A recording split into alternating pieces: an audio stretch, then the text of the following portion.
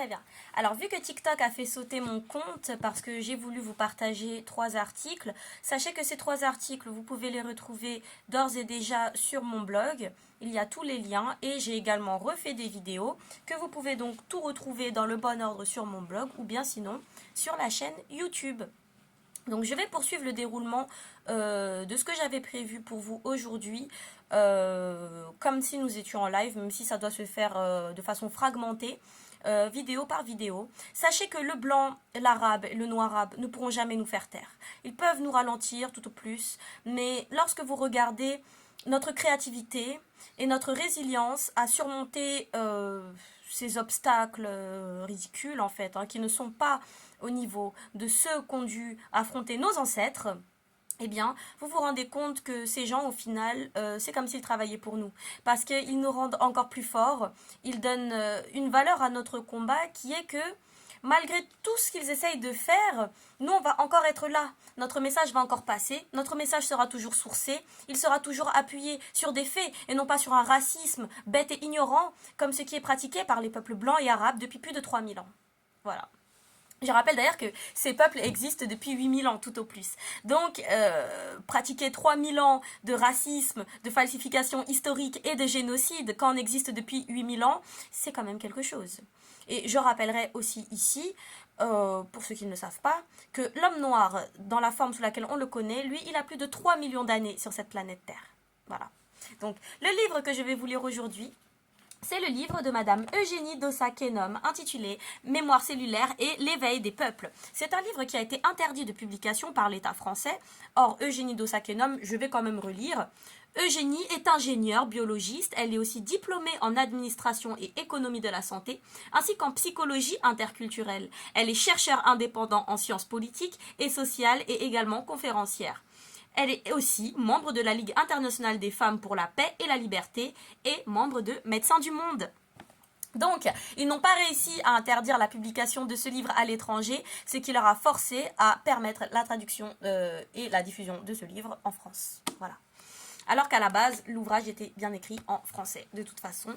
La France, on dirait qu'elle lutte. Elle lutte pour avoir cette place de dernière de l'humanité dans la science et dans sa recherche, ainsi que dans la vérité.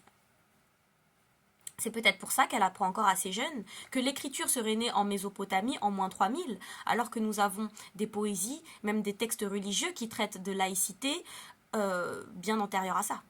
Je vous invite à vous renseigner sur Math et ses préceptes, qui sont bel et bien à l'origine de ce qu'on appelle aujourd'hui les lois, les droits de l'homme, et des principes comme la laïcité. Voilà. Donc, précédemment, lors de mon dernier live que vous pouvez également retrouver et sur mon site internet et sur YouTube, j'avais donc lu l'avant-propos et nous avions entendu parler de ce club de Bilderberg. Ce club de Bilderberg qui avait dit quand même des choses très inquiétantes. Je vous invite à revoir tout ça dans la vidéo précédente. Aujourd'hui, nous allons lire l'introduction. C'est très court, hein, c'est juste 2-3 pages. Donc voilà, commençons tout de suite. Pour un observateur averti, la situation de notre planète Terre aujourd'hui est plus que préoccupante. Elle l'est pour les humains, elle l'est pour les végétaux et elle l'est aussi pour les animaux. Je rappelle que cette dame est généticienne. Tout ce qu'elle dit, tout ce qu'elle a écrit est basé sur de nombreuses sources. Mais le moteur, le fil directeur de son travail, c'est quand même sa profession de généticienne et pour être très précise, d'épigénéticienne, car cette dame s'intéresse à l'ADN épistémologique. Elle l'était déjà depuis le siècle dernier, mais elle le devient de plus en plus encore de manière cruciale depuis quelques décennies. Aujourd'hui donc, il est évident que les peuples s'intéressent à la manière dont ils sont traités, manipulés et gouvernés pour assouvir les besoins cupides d'une minorité rapace qui a confisqué la gouvernance du monde et s'est arrogé le droit de le gérer de manière arbitraire sans avoir de compte à rendre à personne. En effet, tout se passe comme si le monde fonctionnait à l'envers. Et en analysant les éléments les uns après les autres, on découvre que le monde tourne effectivement à l'envers. En réalité, c'est une minorité de personnes qui a décidé de s'emparer de la gouvernance du monde depuis après la Seconde Guerre mondiale. Et pour ce faire, ces personnes ont créé une structure souterraine qu'elles gèrent dans l'intérêt de leur puissance d'argent et d'armes à feu en toute opacité. Alors qu'on ne voit pas à travers leur manigance. Elles perpétuent et maintiennent ce rapport de force entre elles et le reste de la population mondiale dans une impunité totale. Le capitalisme qui en Occident a débordé de ses frontières s'est mué en impérialisme, avalant tout sur son passage. C'est une mafia mondialisée. Il est vrai que tout le système des Blancs et des Arabes, mais aussi des Juifs, repose sur le principe d'omerta. C'est-à-dire que nous ne pouvons jamais remettre leurs récits nationalistes et ou religieux en question, pas même sur la base des faits, sans risquer notre vie et notre liberté. Le capitalisme, qui en Occident a débordé de ses frontières, s'est mué en impérialisme, avalant tout sur son passage. C'est une mafia mondialisée. Elle a dessiné notre map monde en découpant les zones géographiques à sa convenance et en sa faveur. Elle a partagé les territoires du continent africain selon les richesses qu'elle convoitait et qu'elle s'est attribuées. Elle a dépouillé et réduit les peuples d'Afrique, d'Asie et de l'Inde en esclavage. Les peuples occidentaux, auxquels ont longtemps profité ces richesses volées aux Africains, commencent à sentir les effets de la restriction, alors que la minorité rapace continue d'en jouir abondamment. Résultat des opérations, je pense qu'on peut citer les ingérences de l'Algérie au Mali. Résultat des opérations, les riches deviennent encore plus riches et les pauvres encore plus pauvres, au fur et à mesure que le temps passe et que le gouffre entre ces deux camps ne cesse de s'approfondir. Ce qui est curieux est que tout se passe comme si le monde doit continuer à fonctionner ainsi. Un système politico-économique mondial, piloté par un groupe d'hommes, est défini sur la base de l'exploitation des immenses richesses du continent africain et la politique qui l'accompagne est celle du maintien dans la pauvreté des peuples du monde. Ceux africains en particulier, son objectif principal étant la domination du monde.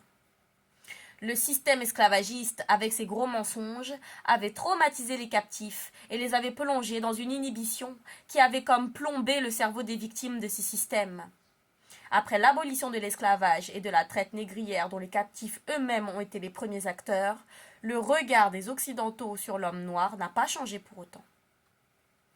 Le glissement de l'esclavage au colonialisme a été réussi grâce à la faiblesse des peuples africains, mais surtout à cause de la puissance en armes et du rapport de force entre les tenants de cet ordre mondial et les peuples qu'ils ont réduits au pas, grâce aux dirigeants locaux qu'ils font et défont selon leur bon vouloir.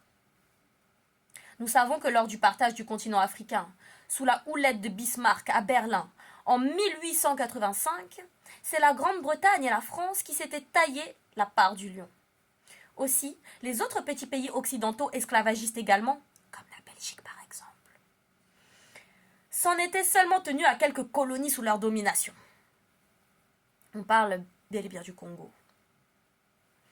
La Grande-Bretagne avait créé le Commonwealth pour y garder ses anciennes colonies anglophones que la reine d'Angleterre continuait à gérer d'une certaine manière, tandis que la France avait mis en place des structures plus contraignantes dont les contours seront mieux définis après la Deuxième Guerre mondiale.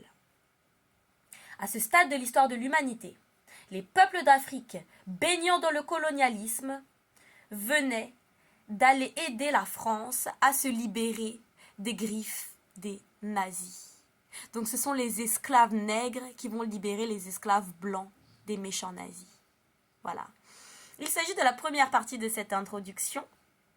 Vous aurez la deuxième partie dans la deuxième vidéo qui va suivre juste après celle-ci. Merci beaucoup pour votre attention.